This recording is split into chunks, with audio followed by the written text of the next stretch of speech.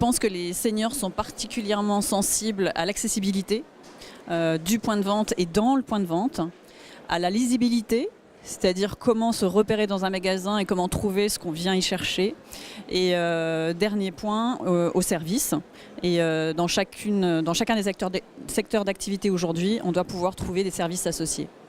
Alors la traduction en termes de merchandising devra être aussi très lisible et accessible. Donc le merchandising des produits devra être fait de façon à ce que la totalité des produits soit accessible, donc pas trop, ou en tous les cas répétés, segmentés. On ne doit pas avoir des présentations de produits d'une énorme longueur ou surface qui fait qu'on ne se repérera pas. Et on doit pouvoir associer au merchandising ce qu'on va appeler de la signalétique ou ce qu'on appelle en anglais du storytelling, c'est-à-dire de l'information sur des segments produits entiers ou de l'information produit, de l'information technique sur les produits. Le cross-canal, c'est en fait le fait de penser un parcours client sans frontières et sans barrières entre ce qui se passe sur Internet et ce qui se passe en magasin. Donc c'est la possibilité pour un consommateur de trouver les mêmes produits sur le site qu'en magasin, au même prix et les mêmes services. C'est la capacité pour un client de pouvoir se renseigner en ligne, acheter en magasin, commander en ligne, venir chercher son produit en magasin, ou l'inverse, venir en magasin et se faire livrer chez lui, pouvoir avoir accès au maximum d'informations et avoir des relais du site internet en magasin et vice-versa. Donc c'est vraiment penser un parcours client fluide entre les différents canaux de distribution, entre l'internet et le monde physique. Les seniors, on le sait, passent beaucoup de temps en fait à rechercher de l'information avant d'acheter sur Internet. Le taux de pénétration chez les seniors est de plus en plus important. C'est aussi l'assurance pour les seniors d'avoir accès au maximum de services en magasin comme sur le net. Et on pense que c'est extrêmement important, cette notion de service et de confort d'achat qu'on peut avoir sur Internet, l'avoir également en magasin. Donc cette tendance de fond du cross-canal est bénéfique pour les seniors parce que ça va pousser en fait les magasins à repenser en fait l'expérience qu'ils font vivre aux consommateurs, le confort d'achat, l'ergonomie, les services, etc.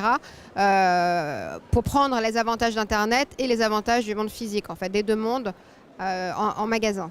Et la notion de service, on le sait, est fondamentale pour eux.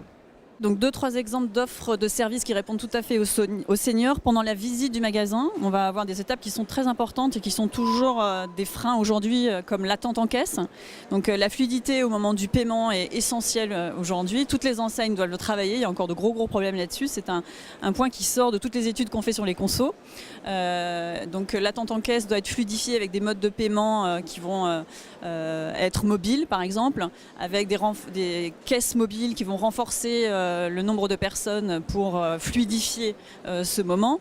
Et puis un autre exemple, j'avais envie de parler des cabines d'essayage parce que là aussi, toutes les enseignes doivent progresser là-dessus. Il va falloir un confort, un espace minimum adapté à la bonne mobilité de gens dans les cabines d'essayage. Il est important qu'elles soient climatisées et bien accessoirisées, que les gens puissent s'asseoir avec un miroir suffisamment grand pour se voir. Je le disais, climatisé et un éclairage aussi qui va faire que l'essayage va être un bon moment. Qu'on constate en termes de tendance de format, déjà c'est la pluralité de format. On n'est plus du tout au magasin standard, reproduit de la même façon partout dans le monde pour une enseigne. On est plus un retour à la proximité. Avec des formats plus petits, on le voit beaucoup dans l'alimentaire, avec beaucoup de formats de centre-ville, mais c'est valable également pour les grandes marques internationales qui ont tendance à jouer le côté local, donc d'adapter leur concept au local, de travailler sur des plus petits formats monocatégories, par exemple dans le textile, donc vraiment jouer la carte de cette proximité. La proximité se voit aussi à travers des formats mobiles, des formats nomades, comme les trucks, comme les magasins éphémères, les pop-up stores, donc ils viennent vers le consommateur plutôt que le consommateur qui vienne vers eux. Et puis des formats qui jouent la carte de la proximité, c'est aussi tout ce qu'on trouve dans les appartements. Il y a beaucoup maintenant de magasins qui se trouvent dans les appartements, justement pour jouer sur le côté proximité. Et ça va aussi dans le sens de ce que les seniors attendent, parce qu'aller en magasin pour eux, c'est retrouver, sortir un petit peu de leur isolement, retrouver ce lien social. Et tout ce qui est fait aujourd'hui dans les magasins, qui ne sont plus simplement en fait des points de vente, mais beaucoup plus des lieux de vie, des lieux d'expérimentation, des lieux de rencontre. Et ça va vraiment dans le sens de ce qu'ils attendent.